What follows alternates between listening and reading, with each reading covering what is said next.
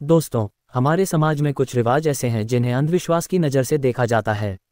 लेकिन क्या आप जानते हैं कि सदियों से चले आ रहे इन अंधविश्वासों में कितनी सच्चाई है और आखिर इनके पीछे विज्ञान काम करता भी है या नहीं? सबसे पहले हम एक ऐसे अंधविश्वास के बारे में बात करेंगे जिसको अपने अक्सर अपने घरों में देखा होगा। लोगों में रात में नाखून ना काटने को लेकर अंधविश्वास है कि रात में ऐसा करने से किस्मत पर बुरा प्रभाव पड़ता है। जबकि पुराने समय में बिजली नहीं होने के कारण रात में नाखून नहीं काटे जाते थे। उस वक्त नाखून काटने के लिए भी औजारों का इस्तेमाल किया जाता था। इससे अंधेरे में उंगलियों के कटने का डर भी होता था। वहीं कहा जाता है सांप को मारने वाले की तस्वीर उसकी आंखों में छप जाती है। जबकि इस अंधविश्वास के पीछे लॉजिक ये है कि सांप के मरने के बाद भी उसका जहर लोगों को मार सकता है, इसलिए उसके सिर को कुचलकर दबा दिया जाता है। और आपने देखा होगा कि हमारे बड़े अक्सर हमें ग्रहण के समय बाहर निकलने से सख्त मना करते हैं। उनके मुताबिक इस दौरान बुरी ताकतें हावी हो जाती हैं, जबकि इसके पीछे का असली लॉजिक है कि ग्रहण के वक्त सूर्य की किरणों से त्वचा के रोग हो सकते हैं।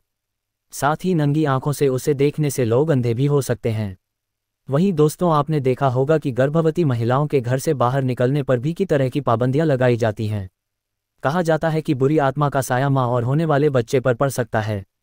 ऐसा करने के पीछे लॉजिक है कि पहले के वक्त में आने जाने के साधनों की कमी थी और गर्भवती महिलाओं को पैदल चलने की समस्या होती थी। और दरवाजे पर नींबू मिर्ची लटकाने पीछे लोगों का अंधविश्वास है कि ऐसा करने से बुरी ताकतों का साया दूर रहता है। इसके पीछे असली लॉजिक है कि नींबू मिर्ची में मौजूद साइट्रिक एसिड होता है जो कीड़े मकोड़ों को घर में घुसने से रोकता है।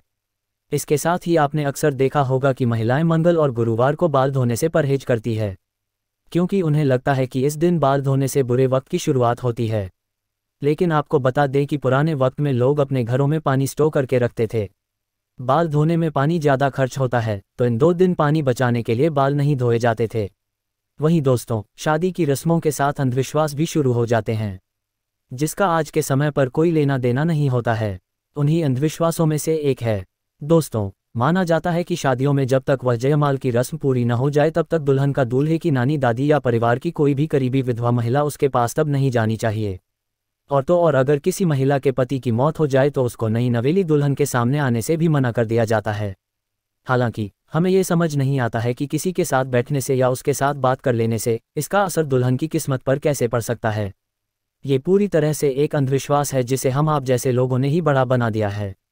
वहीं कहते हैं कि जिनका नसीब चमकदार होता उसी की शादी में बारिश होती है।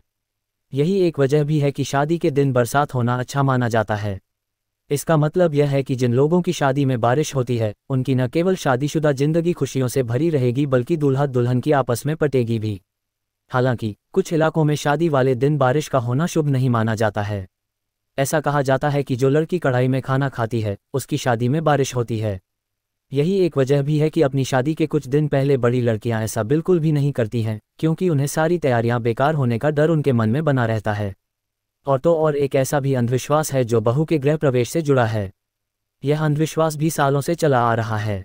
कहते हैं कि उस बहू को परिवार के लिए बदकिस्मत माना जाता है जो गृह प्रवेश के मौके पर दाएं के बजाय बायां पैर रखती है।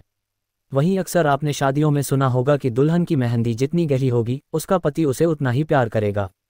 हालांकि बहुत से लोगों को ऐसा लगता है कि मेहंदी डार्क हो या लाइट या फिर मीडियम, पति का प्यार हमेशा ही 100% रहना चाहिए। मेहंदी के रंग से पति पत्नी के रिश्ते की गहराई को नहीं आंका जा सकता है।